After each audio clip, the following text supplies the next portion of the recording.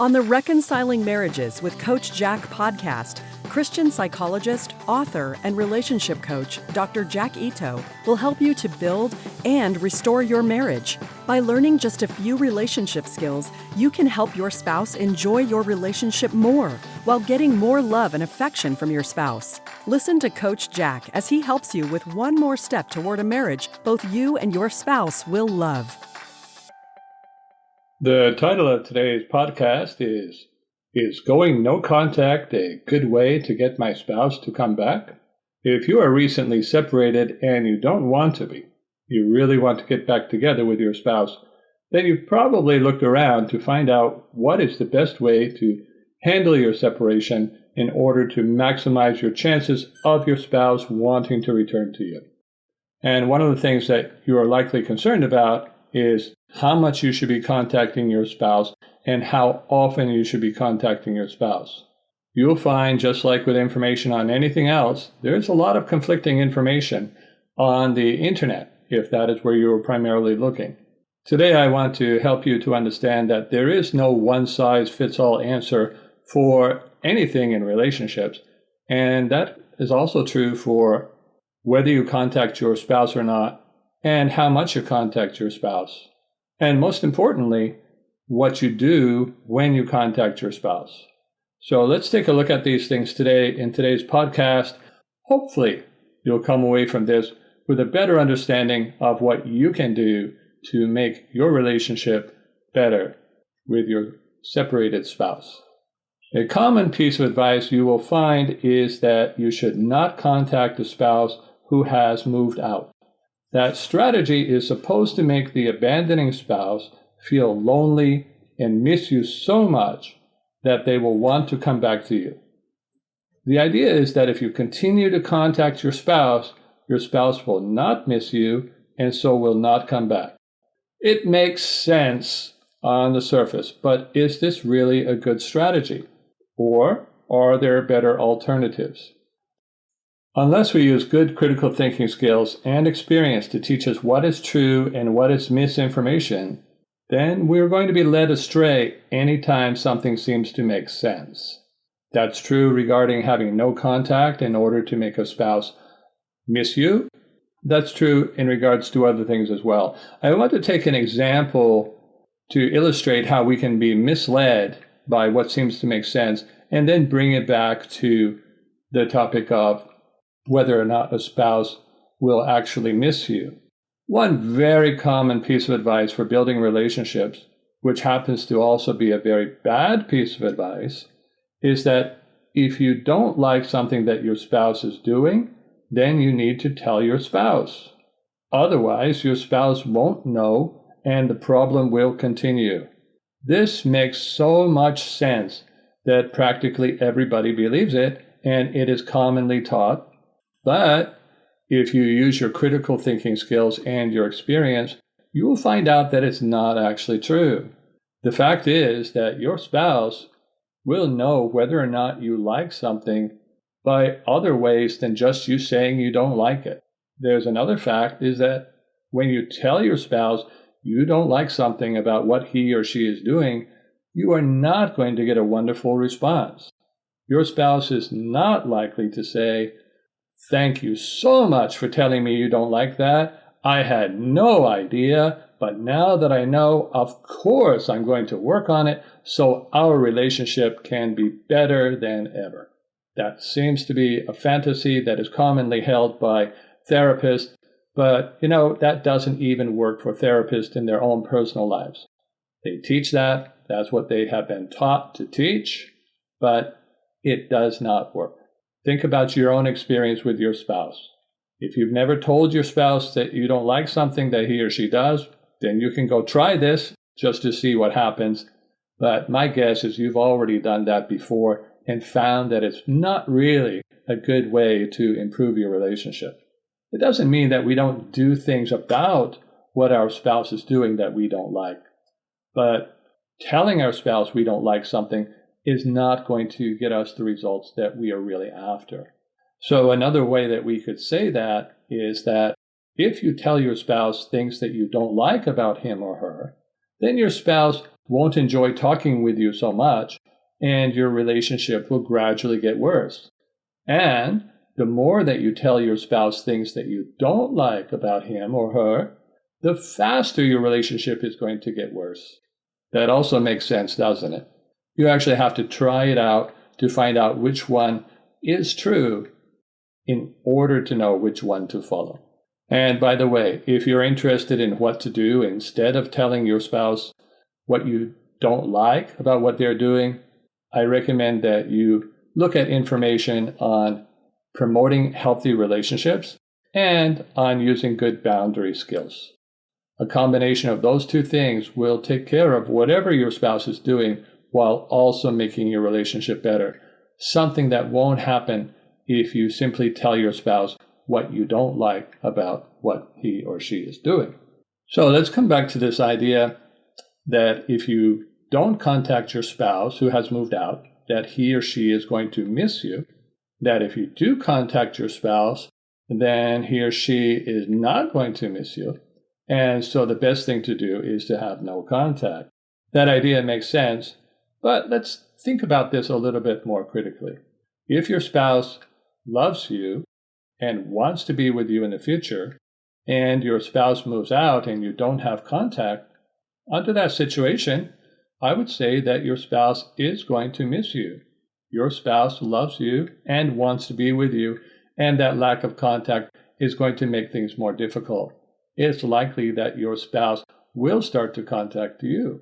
But let's consider the situation where your spouse is not in love with you, hasn't been in love with you for a good long time. Most of the clients that I work with, their spouse has not been in love with them for at least 2 years.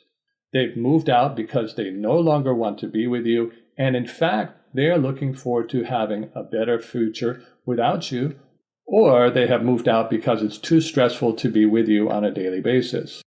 How much in that situation do you think your spouse is going to miss you when he or she moves out?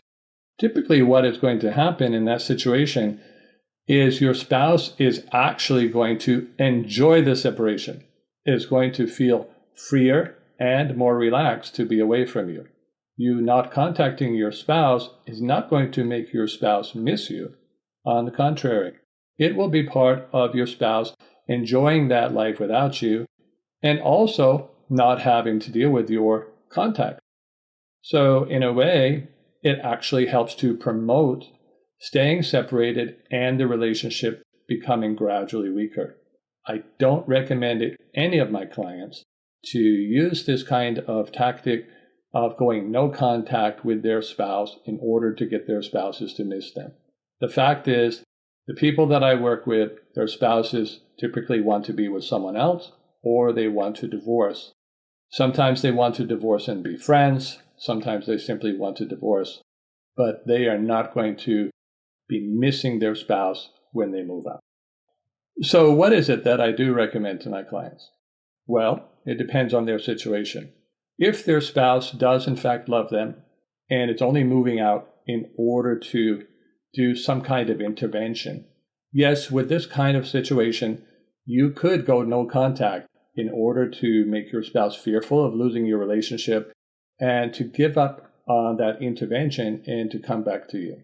That is actually going to fit the recommendation of some people on the internet because it's going to work with a needy spouse. But I don't think that's really a good approach. If your spouse is doing an intervention by separating in order to get you to change some behavior that you have, then it seems to me the best thing to do is to actually work on changing those behaviors that your spouse is putting so much effort into getting you to take seriously and to start making progress on. Going no contact, mentally getting your spouse to the point where he or she just has to come back with you and live with the problem is kind of a short-term solution for keeping your relationship together, but actually it's a long-term recipe for disaster. In the future, your spouse might not separate until he or she has someone else if you don't make the changes that your spouse is trying to initiate now. So even in the situation where going no contact would work to get a spouse to come back, it just doesn't make sense to me when there's a better approach of improving yourself so that your spouse will want to come back to you. Now, that is not going to work in most of the situations that I work with, where the spouse is not in love anymore and wants to get out. My clients have often thought before working with me that what they need to do is to change themselves, to prove that they are new and improved and that their spouse is making a mistake by leaving.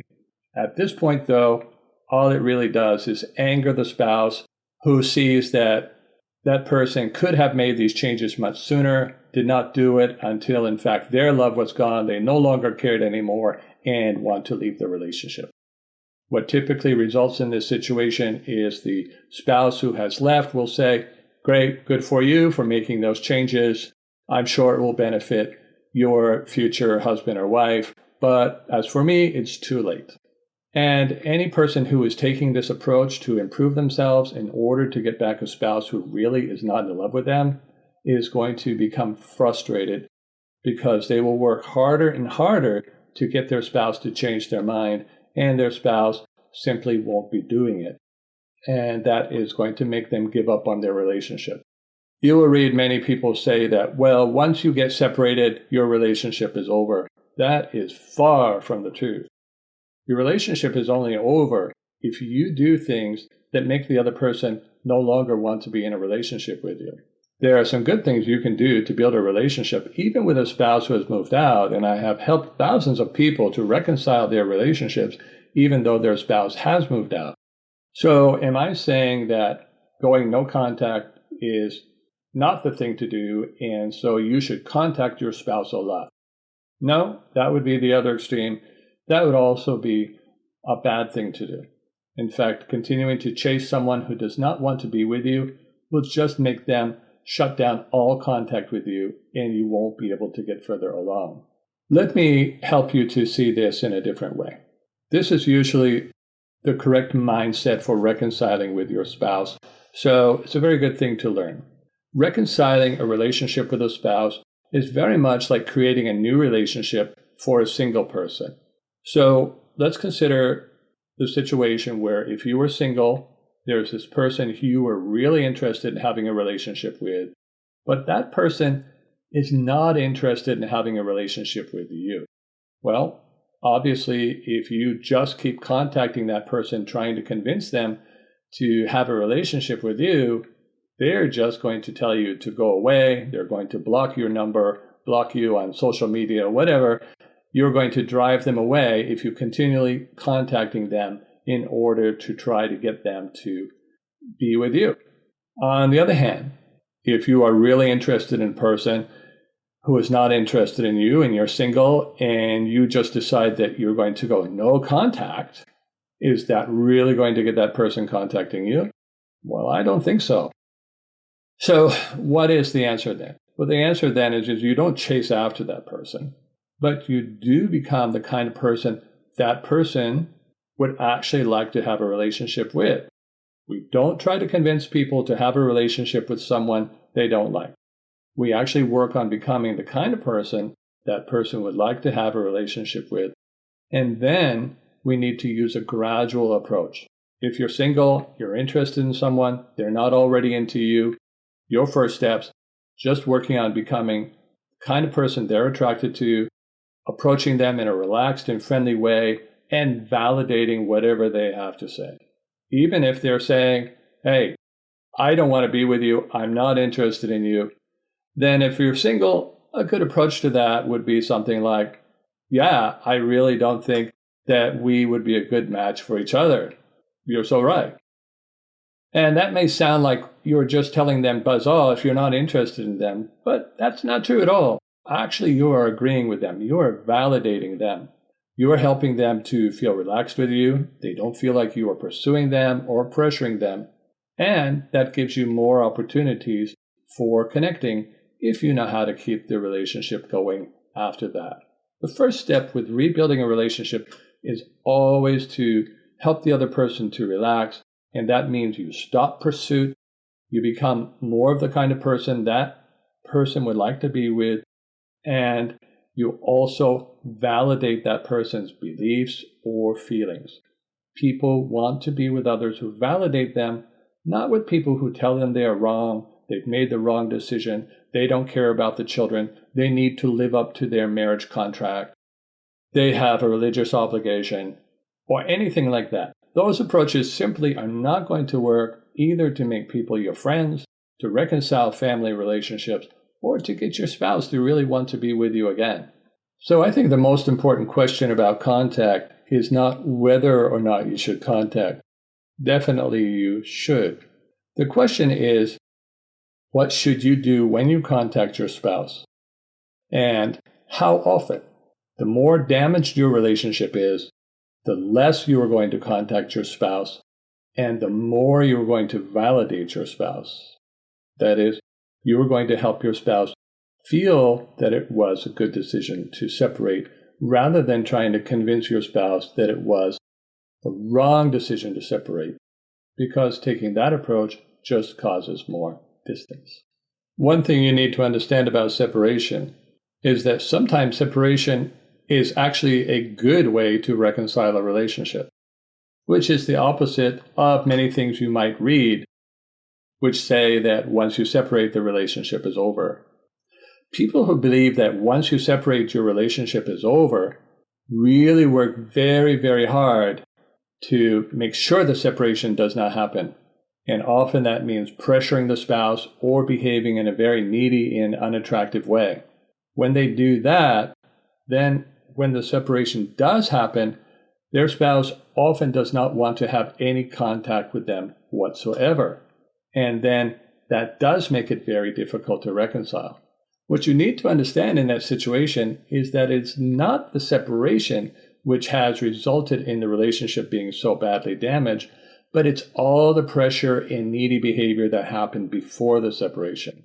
The better a couple can get along before they separate, the more contact they can have after they separate, and the more they can enjoy their relationship even after they separate. That can be a really good thing for rebuilding a relationship. Because think about it this way. If someone is living with you, but they don't want to be with you, and so they're avoiding you, they are being like a cold and distant roommate, essentially, then your relationship is not going to build in that situation. In fact, your relationship is going to stall and become very negative, continuing to live in that situation. My first thing that I recommend in a divided relationship like that is not separation. It's actually helping the spouse to relax and to reconnect while still living together. But sometimes that's not possible. When it's not possible, then separation can actually be a good thing, because what you then can change the relationship to, instead of having 7 days where you live together, avoiding the other person's company and having all this negative feeling, you can change that to one where you are not living with that person, you take away all the negativity, but then whatever contact you do have, you can create to be positive. And that's what's going to build your relationship much more than whether you will live together or not, is just having more positive interaction than negative interaction. Both therapists and coaches are going to recommend that a couple separate whenever continuing to live together will just make the relationship progressively worse. After all, you don't want to do that until the relationship is just totally over. Far better to separate on good terms so that the relationship can keep growing, even when you're separated. Here's another way to think about it. Think about how you and your spouse had a relationship before you were married when you did not live together. At that time, I'm sure that even though you weren't living together, you still enjoyed your relationship. In fact, you probably looked forward with anticipation to going out with your spouse, to having contact with your spouse, to chatting with your spouse, to doing things like that. We can actually recreate this situation in a separation situation if you are not so focused on just living together, and instead you focus, like a single person, on helping the other person to relax with you and to start to build the relationship just like you did initially. Many people can reconcile by taking the emphasis off of getting their spouse to work together with them on building the relationship, and instead take the approach a single person would do in reinteresting their spouse in them and the relationship without the thought about doing formal relationship work. That doesn't mean I'm against all relationship work, but the best time for that is when you have a spouse who also wants the relationship to be better. That's the time for collaborative relationship work. That's much more of a marriage counseling approach, or even better, a marriage retreat. But if you have a spouse who's rejecting, cold, distant, wants to separate, get away from you, divorce, trying to convince them to work on the relationship or continually pestering them with contact is just going to drive them further away. Can rebuild in this situation, you'll need to greatly reduce your contact, and you'll need to be validating your spouse and helping your spouse to relax with you. That is going to start the process of rebuilding your relationship, much like when you first met, but at a much slower pace. So if your spouse has recently separated from you, please don't give up hope. So many people have reconciled in that situation. Just focus on learning how to do that right, without pressuring, getting desperate, being needy. If you would like to read more about how to reconcile with a spouse who just doesn't want to be with you anymore, I have a lot of material on that on my website at coachjackito.com. I hope you found this podcast to encourage you that indeed your relationship is not over just because your spouse says it is.